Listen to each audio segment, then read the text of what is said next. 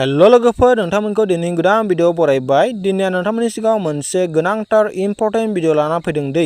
बेनो जाहैबाय 2025 बा 2025 नि जे सरकारि फायखाना बा टयलेटखौ माब्रै थाइसेबो फैसा गारालाब्ला गाव गावनि मबाइलावनो खालामना लानो हायो।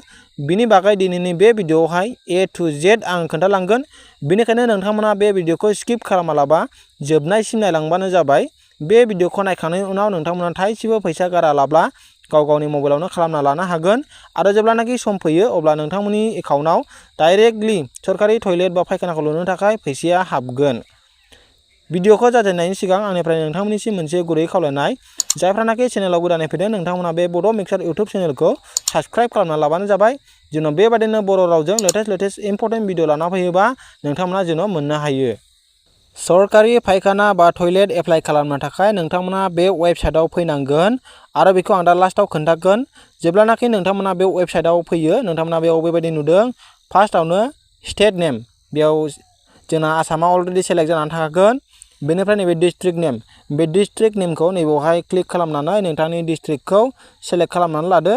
बेनिफ्राय नैबे थारावहाय ब्लक नेम, नोंथांनि भिलेजआ बबे ब्लकनि आन्दाराव गोलैयो नोंथांमोना बेखौबो बेवहाय क्लिक खालामनानै नोंथांनि ब्लकखौ सेलेक्ट खालामनानै लादो। बेनिफ्राय नैबेवहाय पन्चायत नेम, जे नोंथांनि भिलेजआ बा गामिया बबे BCDCनि सिङाव गोलैयो बेखौबो नोंथांमोना बाव क्लिक खालामनानै सेलेक्ट खालामनानै लादो नोंथांनि BCDCनि नेमखौ बा BCDCखौ। बेनिफ्राय नैबेवहाय भिलेज नेम, बेखौबो नोंथांमोना नोंथांनि गामिखौ बेवहाय क्लिक खालामनानै नोंथांनि गामिखौ बेवहाय सेलेक्ट खालामनानै लाबानो जाबाय। बे नोंथांनि गामिया श' जाखागोन। आरो नैबेयाव हेबिटेसन नेम लास्टआवहाय, बेयावबो नोंथां बेवहाय सेलेक्ट बा क्लिक खालामनानै बे नोंथांनि गामिखौनो बाव श' जाबावगोन। बे नोंथांनि जे गामिखौ होदोंमोन बे गामिखौनो बेवहाय सेलेक्ट खालामबावदो। बिनिफ्राय बेखौ स्क्रल डाउन खालामनानै बा बोखोनानै नोंथांमोना बेवहाय नुदों जे नेम अफ द एप्लिकेन्ट एज पार आधार कार्ड होनना बुंदों। जे नोंथांनि आधार कार्डआव जेरैबायदि नामा दङ नोंथांमोना बेवहाय नोंथांनि नेमखौ टाइप खालामना होनांगोन। बेनिफ्राय नोंथांनि जे नैबेवहाय आधार कार्ड नाम्बार होनदों, नोंथांनि जे आधार कार्डनि नाम्बार बेखौ बाव टाइप खालामना होदो। बेनिफ्राय नैबे बक्स नुदों नोंथांमोना गाहायावहाय, बे बक्सआवहाय टिक मार्क खालामना होबानो जाबाय। बेनिफ्राय नैबे भेरिफाइ आधार नाम्बार होननाय दं बेवहाय क्लिक खालामना होदो, होमब्लानो नोंथांनि आधार कार्डआ भेरिफाइ जागोन बे टयलेट बा लेट्रिन एप्लाइ खालामनो थाखाय। बेनिफ्राय नैबावहाय नुदों नोंथांमोना बेनि उनावहाय फादार बा हासबेन्ड नेम, नोंथांमोननि जे नोंथाङा हिन्जावसा बा नोंथाङा हाबा जायाखैब्ला नोंथांनि बिफानि नामखौ होदो, बा नोंथांमोना हौवासाबाबो नोंथांनि बिफानि नामखौ फादारनि नेमखौ होबानो जाबाय। आरो जुदि नोंथाङा हाबा जाखानाय आइजोब्ला नोंथाङा नोंथांनि हासबेन्डनि नेमखौ बाव टाइप खालामना होदो। बेनिफ्राय नैबावहाय नोंथांनि जे जेन्डार, बे जेन्डारखौहाय नोंथांमोना बावहाय क्लिक खालामनानै नोंथांनि मेल फिमेल बेखौ क्लिक खालामना होदो। बेनिफ्राय नैबे केटेगरिखौबो नैबाव क्लिक खालामनानै नोंथांमोना जे रेशन कार्डआ BPL ना अन्त्योदया बा APL बेखौ टाइप खालामनानै बा क्लिक खालामना होदो। बेवहाय बेबायदि श' जागोन। आरो बेनिफ्राय नैबे साब केटेगरि, बे साब केटेगरियावबो नोंथांमोना बेवहाय नैबे गाहाय राइट साइडजोंहाय बेवहाय क्लिक खालामनानै नोंथांमोना नैबे ST, बे STखौ जों बर'फ्रा ST नालाय बेखौ सेलेक्ट खालामना होदो। बेनिफ्राय नैबे आधार कार्ड, बे टाइप, बियो टाइप अफ आधार कार्ड बा कार्ड टाइप, बियो बाव आधार कार्डआ श' जाखागोन। आरो नैबे जुदि आं बाव आधार कार्ड नाम्बार होआखै नालाय, नङाबा नैबे आधार कार्ड नाम्बारा बावहाय श' जागौमोन। दायो नोंथांनि जे मबाइल नाम्बारखौ बावहाय टाइप खालामना होदो। बेनिफ्राय नोंथांमोना इमेल ID बाव होनाय दं, नोंथांमोना बेखौ होबाबो जायो होआबाबो जायो, जेबो नङा अरजाया। बेनिफ्राय नैबे लास्टआवहाय एड्रेस होनाय दङ, नोंथांमोना एड्रेसखौ फुल एड्रेस, गामि, post office, district, pin code नोंथांमोना बेखौ होबानो जाबाय। बाव स्टेटखौ होनाङा, मानो होनबा सिगाङावनो होखाबाय। बिनिफ्राय बेखौ स्क्रल डाउन बा बोखोबावदो नोंथांमोना, बेवहाय बेबायदि नुदों गाहायावहाय, बेवहाय दानिया नोंथांमोना मोजाङै फिलआप खालामनांसिगोन। बेवहाय दङ जाहैबाय IFSC कड, नोंथाङा जे नोंथाङा माबे बेंकआवहाय खुलिनाय, स्टेट बेंक, गावलिया बेबायदि थायोना, बाव IFSC कड थायो। बे IFSC क'डखौ नोंथांमोना बावहाय टाइप खालामना होदो। बेनिफ्राय IFSC क'डखौ बाव टाइप खालामनाय लोगो लोगो बेवहाय नोंनि नेम अफ बेंक श' जाखागोन। बेनिफ्राय बेवहाय ब्रान्च अफ बेंक बाव श' जाखागोन। बेनिफ्राय ब्रान्च एड्रेस बेयाव श' जागोन। बेवहाय नोंथांनि जे बेंकआ बबे बेंकआव खुलिनाय बे बेंक स्टेटआवहाय नोंथांमोनाबो सेलेक्ट जाखागोन। आरो बेनिफ्राय नैबे बेंक डिस्ट्रिक्ट होनाय दं बावबो स' जाखागोन।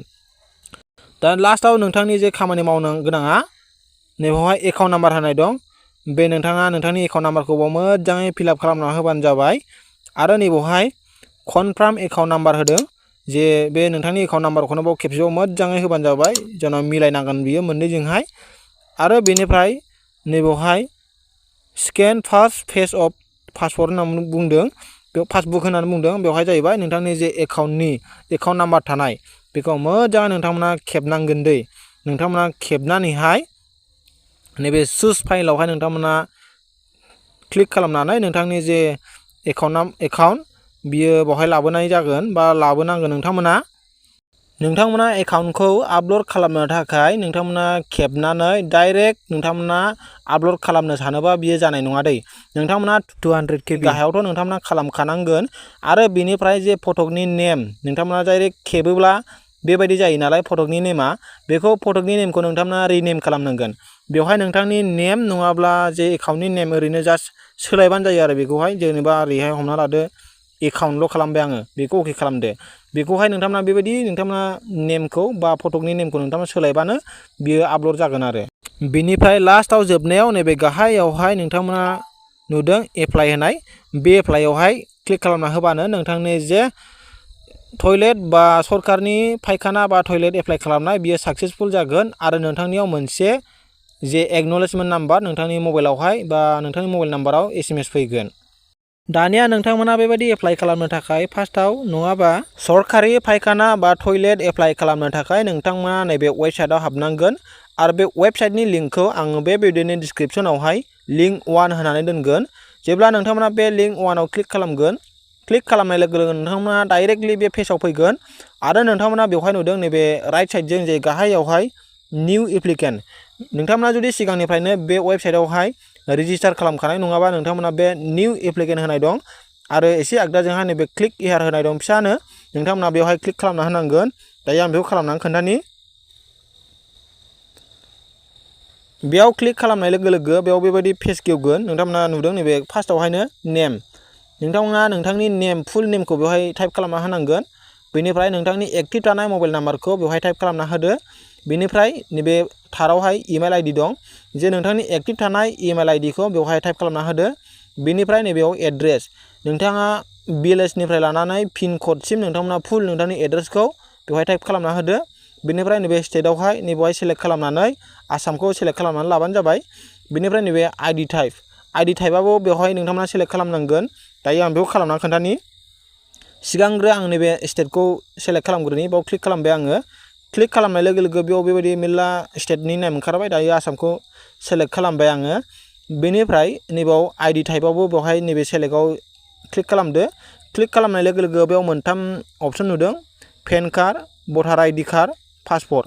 नोंथांमोना माखौ होयो, नोंथांमोना जेखौ दं बेखौ सेलेक्ट खालामबानो जाबाय। दायो आङो पेन कार्डखौ सेलेक्ट खालामबाय।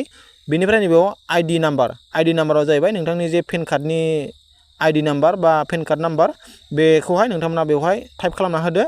आरो बेनि लास्टआवहाय नैबे जे केपचा क'ड नुदोंना, बे केपचा क'डखौ बेवहाय टाइप खालामना होबावदो। बेनिफ्राय लास्टआव नैबे रेजिस्टार नुदों नोंथांमोना, बे रेजिस्टारावहाय नोंथांमोना क्लिक खालामना होबानो नोंथाङा जे नैबे स्वच्छ भारत मिसननि नैबे इन्डिभिडुवेल जे लेट्रिननि एप्लिकेसन नोंथांमोना बेवहाय रेजिस्टार जाबाय।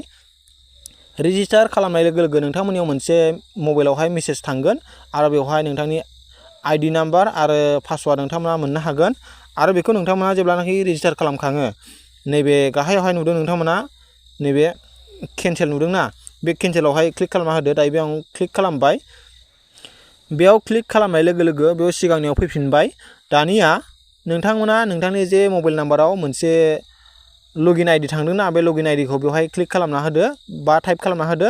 बेनिफ्राय मोनसे पासवार्ड थांदों बेवहाय, बे पासवार्डखौ नोंथांमोना नैबेवहाय टाइप खालामना होबानो जाबाय। बेनिफ्राय नैबे केपचा क'डखौ नैबेवहाय टाइप खालामना होदो। बेनिफ्राय नैबे लगिन अप्सन नुदों, नोंथांमोना बेवहाय क्लिक खालामना होबानो नोंथांमोना पेजआ गेवगोन। नङाब्ला नोंथांमोना मोनसे गोरलै राहाखौ होबावनि आङो, नोंथांमोना डिसक्रिपसनावहाय नैबेनि वेबसाइटनि लिंकखौ मोनगोन, लिंक 2 होनाय नुगोन।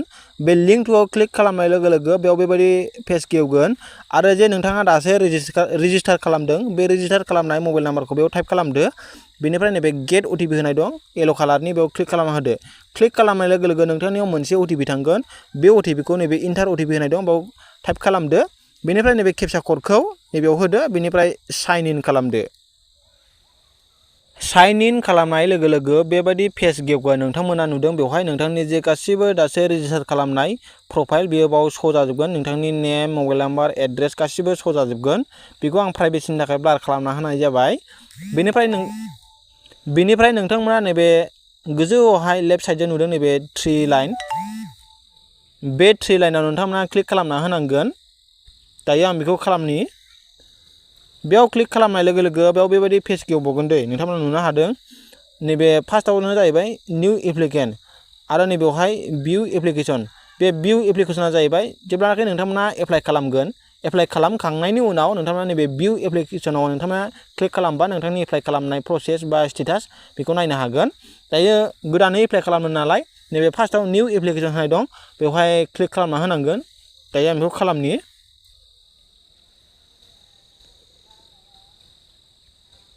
बेखौ क्लिक खालामनाय लोगो लोगो दायो नोंथांनि जे एप्लाइ खालामनाय प्रसेस नोंथांमोना बेखौ खालामनो हागोन अब्ला दिनैनि भिडिअआ एसेनोसै लोगोफोर जायफोरनाखि चेनेलाव गोदानै फैदों नोंथांमोना बे बड' मिक्सार इउटुब चेनेलखौ साबस्क्राइब खालामनानै लाबानो जाबाय बेबायदिनो बर' रावजों लेटेस्ट इम्पर्टेन्ट भिडिअ लाना फैबा नोंथांमोना जेन' सिगांग्रो मोनग्रोयो आरो लोगोफोर हागौमानि बे भिडिअखौ नोंथांनि लोगोफोरनो शेयार खालामना होबानो जाबाय अब्ला लोगोफोर दिनैनि भिडिअआ एसेनोसै नेक्स्ट भिडिअआव लोगो मोनगोन